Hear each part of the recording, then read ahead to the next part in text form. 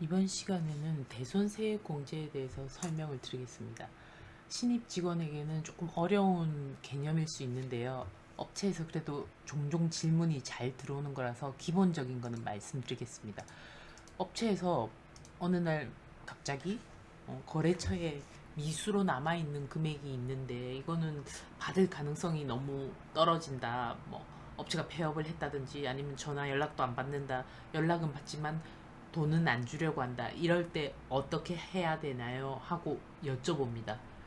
그러면 일단 그런 경우에 대표님 돈을 받기 위해서 최종의 노력을 하시지만 못 받는 경우에는 이미 이 금액을 매출 세금 계산서를 끊어서 부가세 신고 때 10% 세금을 납부를 하셨을 겁니다.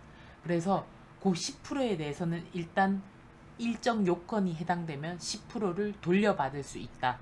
설명을 드려야 됩니다. 그게 바로 대손세액 공제입니다. 대손세액 공제는 매출 조건을 해소하지 못하는 경우 세무서의 인정을 받아 공제를 받는다는 뜻입니다. 공제를 어디서 받느냐?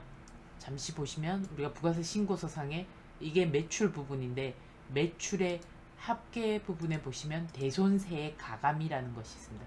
여기 읽어보시면 지금 말씀드리는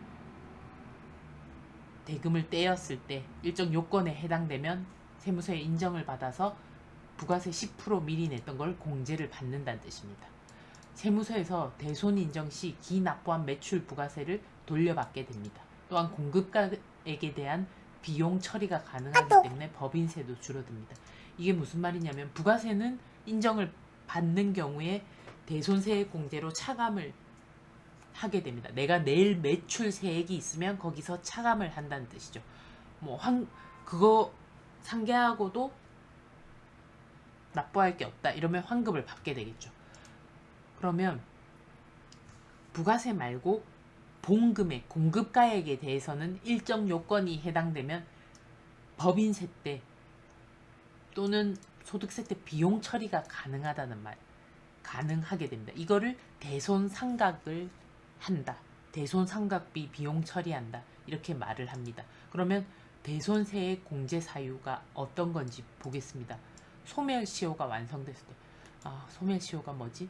밑에서 설명을 드리겠습니다. 그리고 채무자가 파산을 했을 때, 파산했다는 자체로 처리가 안 됩니다. 파산 판결문이 나와야 됩니다. 법원의 파산 판결문. 그리고 강제 집행. 어려운 거는 생략하겠습니다. 사업의 폐지. 그러면 폐업했다는 사실, 그쪽에서 폐업했다는 거는 우리가 홈택스에서 삽자 번호로 조회가 가능합니다. 폐업 자체로는 인정을 받을 수가 없습니다. 폐업을 하고 나서 적극적인 회수 절차를 했으나 돈을 받을 수 없었다. 이런 거를 여러 가지 서류로 입증을 하셔야 됩니다. 그랬을 때 조사관이 오케이 한 경우에 이제 대손세, 부가세 공제부터 해서 받게 됩니다. 그리고 채무자의 사망 또는 실종도 연락 안 된다고 해서 실종을 인정받을 수 없습니다. 법원의 실종 신고에 대한 판결문이 나와야 됩니다. 그래서 이런 경우가 대손세 공제 사유에 해당이 되는데 소멸시효 완성 외에는 이거는 일정 기간이 밑에 있습니다. 외에는 다 서류가 있어야 됩니다. 아까 말씀드린 파산 확정 판결문, 강제집행 관련해서 서류, 폐업 사실 증명서에다가 적극적인 회수 절차가 있었다. 이런 거. 사망은 사망 확인서가 있으면 되겠죠. 실종 판결문 이런 게 있어야 됩니다. 그러면 우리가 말하는 소멸 신고는 뭐냐면 더 이상 서류 이 금액에 대해서 돈을 받을 수 없다. 이런 소멸시효가 있습니다. 이거는 일반적으로 상사 채권은 5년입니다. 근데 공사대금이나 변호사, 공인회계사, 세무사 등 직무에 관한 채권 이런 거는 3년으로 봐줍니다. 그리고 여관이나 음식점 이런 데서 떼인 돈은 1년으로 봐줍니다. 그래서 일반적으로 우리가 소멸시효에 대해서는 이 정도는 알고 계셔야 되고요. 또 대선세액공제는 시도 때도 없이 할 수 없습니다. 예정신고 기간에는 할 수 없고 확정신고 기간에 가능합니다. 확정신고 1월에서 6월 거 7월에 신고할 때, 하반기 거 1월에 신고할 때 가능하다는 얘기죠. 소멸 신고 외의 사유는 위에서 설명을 잠시 드렸습니다. 그래서 이런 서류를 제출하시면 된다는 거죠. 네, 이제 실무적으로는 어떤 경우에 이 절차가 가능하냐면, 일단은 소멸시효가 완성했다 이러면 일단 그 확정 신고는 이걸 반영하지 않고 신고를 합니다.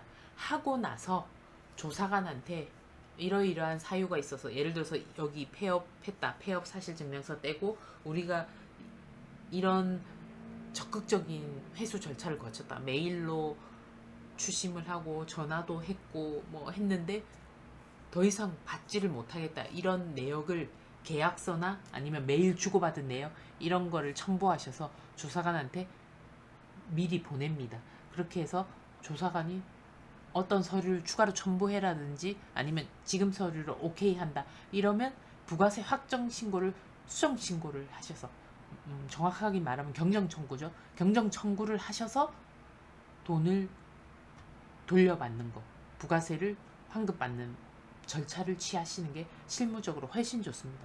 그냥 내 마음대로 대손세액공제를 부가세 신고서에 정기신고에 같이 넣었다 이러면 절차가 복잡해지고, 조사관이 처리 못 해주겠다 이러면 다시 부가세를 내셔야 되고, 늦게 낸 거에 대해서 가산세를 내야 되고, 이런 절차가 진행이 되니까 일단 확정 신고를 끝내고 나서 조사관한테 서류를 주고 승인을 받아서 뒤에 경정 청구를 걸치시는 게 일반적인 실무 절차입니다.